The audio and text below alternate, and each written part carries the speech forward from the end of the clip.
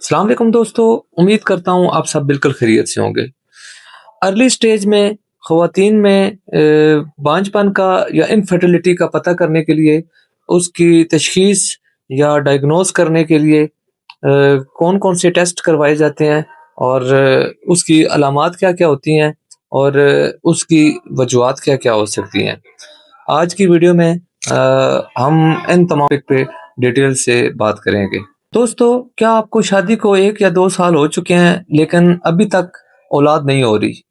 क्या आपके ज़हन में ये सवाल आता है कि कहीं बांझपन का मसला तो नहीं है?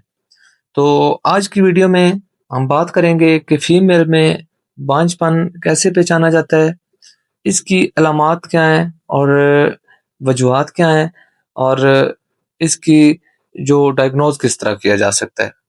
अगर आप मेरे चैनल पे नए हैं तो काइंडली मेरे चैनल को लाजमी सब्सक्राइब करें ताकि ऐसी और भी इंफॉर्मेटिव और यूज़फुल वीडियोस आप तक पहुंच सकें।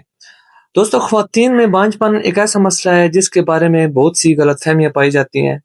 मेडिकल साइंस के मुताबिक अगर शादी के 1 साल तक बाकायदा ताल्लुक के बावजूद हमल न ठहरे तो इसे बांझपन या इनफर्टिलिटी कहा जाता है।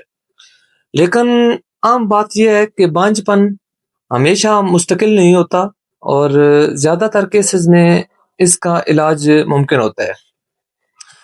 नंबर 1, फीमेल में जो बांझपन की अलामात हैं, हर औरत में जो अलामात हैं वो ज़रूरी नहीं है कि ज़ाहिर हों, लेकिन कुछ में कुछ आम अलामात ज़ाहिर भी होती हैं, जैसे कि जो माहवारी है उसका बेकायदा हो जाना। अगर पीरियड्स वक्त पर नहीं आते या कई महीने तक ना आए तो ये हार्मोन्स के मसले की तरफ अलामत हो सकती है। नंबर 2, बहुत ज़्यादा या बहुत कम ब्लीडिंग होना। गैर मामूली ब्लीडिंग भी रहम के मसाइल की तरफ इशारा कर सकती है। नंबर 3, पीरियड्स के दौरान शदीद दर्द। बाज़ औक़ात ये बीमारी एंडोमेट्रोसिस की वजह से भी हो सकती है।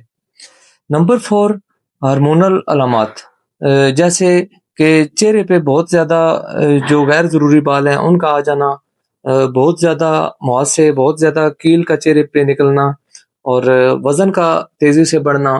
ये अक्सर दोस्तों पीसीओएस की अलामात से भी हो सकता है। नंबर 5, बार बार हमल ज़ाया होना, ये भी इसकी एक आम अलामत है। अगर हमल ठहर जाए लेकिन बार बार ज़ाया हो जाए तो ये भी बांझपन की एक वजह हो सकती है।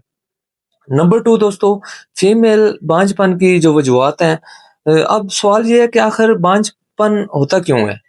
आम वजूहात में जो चीज़ें शामिल हैं उनमें हार्मोनल मसले भी हो सकते हैं, जैसे कि पीसीओएस, जिसमें बैज़ा सही तरीके से नहीं बनता। नंबर 2, फ़्लोपियन ट्यूब का बंद हो जाना। अगर ट्यूब बंद हो जाएं तो अंडे और स्पर्म का मिलाप नहीं हो पाता। नंबर 3, रहम के मसाइल, जैसे कि फेब्राइड का हो जाना, पॉलिप्स हो जाना और रहम की जो साख्त है उसमें अगर कोई ख़राबी हो तो ये भी वजह हो सकती है। नंबर 4, उम्र का असर। 35 साल के बाद ख़वातीन में फर्टिलिटी वैसे भी कम हो जाना, वैसे भी कम होना शुरू हो जाती है।